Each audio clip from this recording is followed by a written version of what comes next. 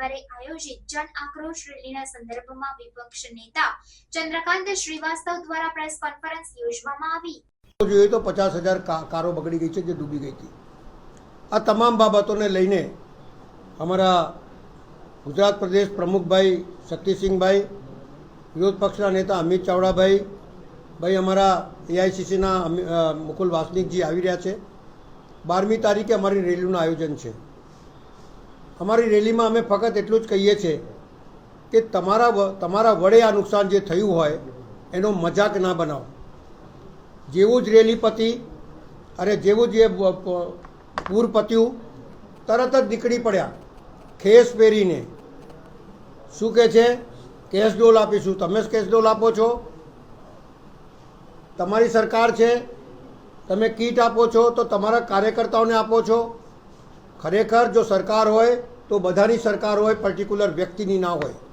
અને એટલા જ માટે તમે જુઓ, આ શાસનની અંદર જે ભ્રષ્ટ કમિશનર અહીંયાથી ગયા, જેને ગોલ્ડ મેલ કહેતા હતા, એ જ વ્યક્તિને ફરી લઈ આવ્યા અહીંયા।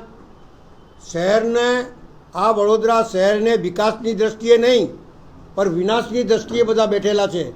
ભ્રષ્ટાચાર એટલો ખદબદી ગયો છે કે સામાન્ય માણસને પણ કામ કરાવવું હોય તો એ થઈ શકતું નથી। કોઈ કહેતું હોય ગરીબ માણસ તો શું ટેક્સ આપે છે? ગરીબથી છેવાડાનો માણસ પણ ટેક્સ આપે છે। એ જીએસટીના દ્વારા હોય, પાણી માટે પાણીનો હોય, ડ્રેનેજ માટેનો ટેક્સ આપી રહ્યો છે। તો પછી આ પ્રમાણેની જે તમારી વ્યવસ્થા છે, 100 રૂપિયા, 60 રૂપિયા ને 2500 રૂપિયા, એ તમને મજાક નથી લાગતું? તમે બજેટની અંદર 1 કરોડ રૂપિયા ફંક્શન માટે મૂકો છો અને 5-5, 7-7 કરોડ રૂપિયા ખર્ચો કરો છો, તો શરમ નથી આવતી તમને? આ ગરીબ માણસ ઉપર તમારું એ છે? પેલા ભાઈ આવ્યા તો કોરોના કાર્પેટ લગાઈ ગયા વડોદરા શહેરમાં। આ વૃક્ષો જુઓ તમે, આ બધા ગંદી હવા ફેંકી રહ્યા છે, વારંવાર કહેવા છતાં નથી તૂટતા। વડોદરા શહેરમાં રોડ લાઈન તોડીને ગયા, એના પૈસા કોર્પોરેશન ભરી રહી છે। આ તમામ બાબતો એક બાબત નહીં, હરણીની અંદર 12 છોકરાઓ, 2 શિક્ષિકાઓ ઓફ થઈ ગઈ, એના પૈસા વળતર નથી આપ્યો હજુ સુધી। વાર્તાઓ મોટી અને બધા જ એમના કાર્યકર્તાને એમના નેતાઓ જ મળેલા છે અંદર। આવી જ રીતે આ પૂરની અંદર બી માલે તુજારોને જે જગ્યા આપી દીધી, રૂપારેલ કાસ, ભૂકી કાસ, મસીહા કાસ જે દબાઈ દીધા છે, વિશ્વામિત્રીની અંદર એન્ક્રોચમેન્ટ થઈ ગયો છે, એ ઝોન જાહેર કરી અને બિલ્ડિંગ પરમિશનો આપી દીધી છે, જેના લીધે આ વડોદરા શહેરનો કરોડો રૂપિયાનું નુકસાન થયું છે।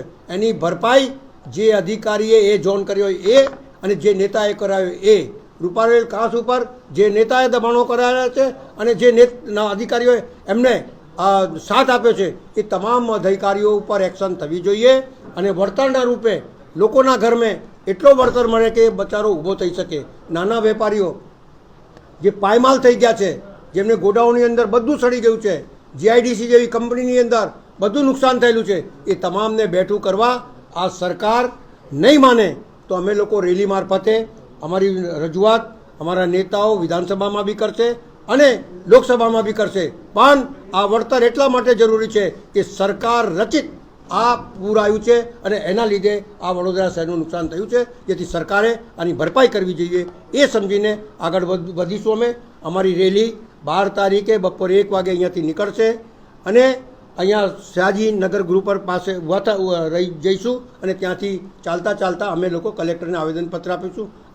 અમારું આવેદનનો મુખ્ય સૂત્ર એ છે કે ભરપાઈ કરો, લોકોને બેઠા કરો અને વળતરનો મજાક ના બનાવો અને કીટ આપવું હોય તો વડોદરા શહેરના તમામ નાગરિકોને જેને જરૂર છે એને આપો। એ માંગણી સાથે અમે આગળ વધીશું।